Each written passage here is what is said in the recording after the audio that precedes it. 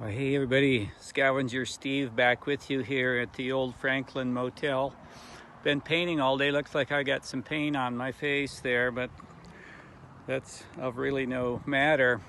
Hey, I couldn't resist doing a little bit of filming for you now and talking about the true scavenger. There is one that works for me off and on, and so everything that would be thrown away, he has normally would be thrown into a landfill.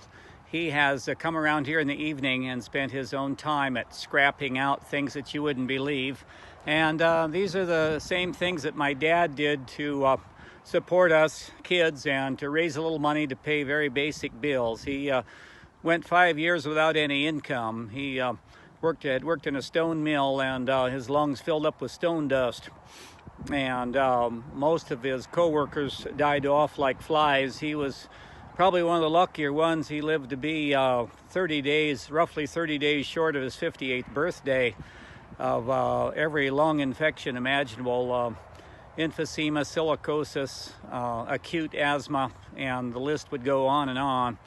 But anyway, so this reliving my childhood today, I'm going to show you a few things here that were the exact same things that we did to find money in dump piles. We'd go to city dumps and county dumps, scavenging or salvaging, if you want to use that word too, and turning bits and pieces of metal, aluminum and copper and brass and lead and sheet metal, cast iron, cast aluminum, die cast, and some of those metals. And so this guy, I'm not going to mention his name, he's a really neat guy, and he's waiting on some disability that is long overdue for him. But just going to take a little bit of, I'm going to show you a little bit here.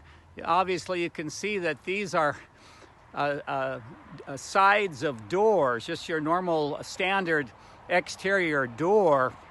And so he has pulled off the front side and the back side, and that's what you see here.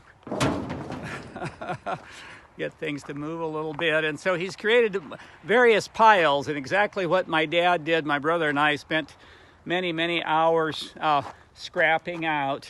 And here you see, well, I'll talk about that in a little while. Over in this pile is pure aluminum, and I have some of you over across the pond on the Atlantic side that would be correcting me now. I know you say aluminium over there, but here in the US of A, we don't say that. Of course, we say aluminum, but all of this is aluminum.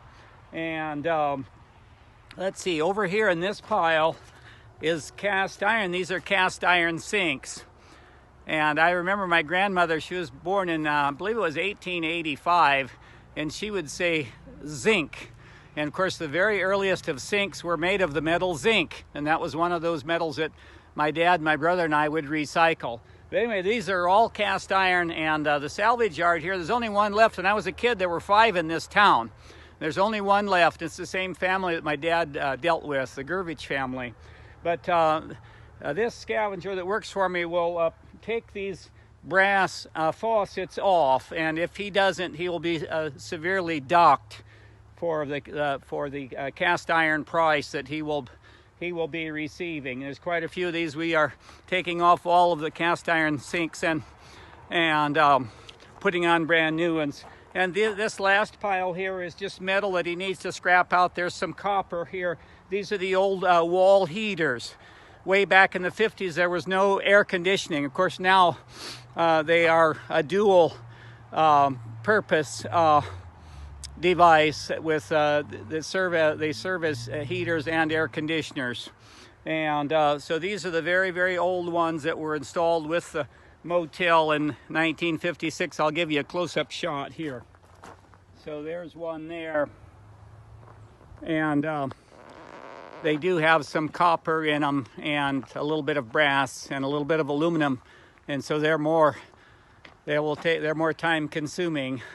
But anyhow, I don't know if it was worth it for you for me to film this, but I just felt like I had to. And speaking about the new heaters and air conditioners, And I may have filmed this before, but these are what we have, and we just have a few more to go before we are completely, before we have them all completely installed out here. You can see the picture there, and these are called Infinities, and they're made in China.